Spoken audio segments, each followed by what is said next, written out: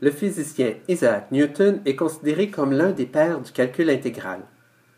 Il n'a pas inventé la dérivée, ni l'intégrale, mais il a été le premier à établir le lien entre les deux, appelé le théorème fondamental du calcul.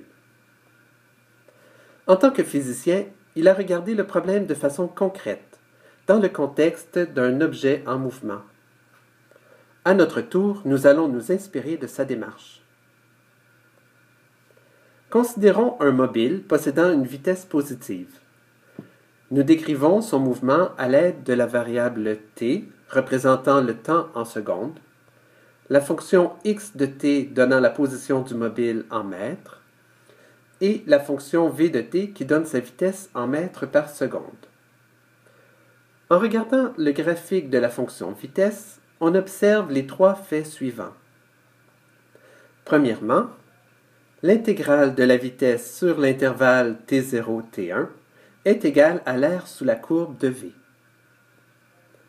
Deuxièmement, en accord avec la physique mécanique, l'aire sous la courbe de v est égale au déplacement total du mobile. Finalement, le déplacement total est égal à la position finale moins la position initiale.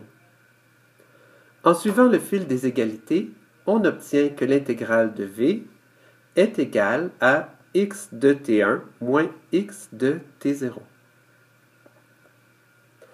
Avec cette équation, calculer l'intégrale devient facile, à condition bien sûr de connaître la fonction x. Mais si par malheur on ne la connaît pas, pouvons-nous la trouver à partir de v de t? Quel est le lien entre la position et la vitesse? La réponse vient de la physique mécanique. V de t est la dérivée de x de t. On dira que x de t est la primitive de v de t. C'est en fait le lien qu'on cherchait entre l'intégrale et la dérivée. Pour calculer l'intégrale, il faut trouver la primitive, la fonction qui a été dérivée pour obtenir v de t. C'est vrai aussi pour les intégrales de fonctions autres que la vitesse. En général, l'intervalle t0, t1 devient l'intervalle AB.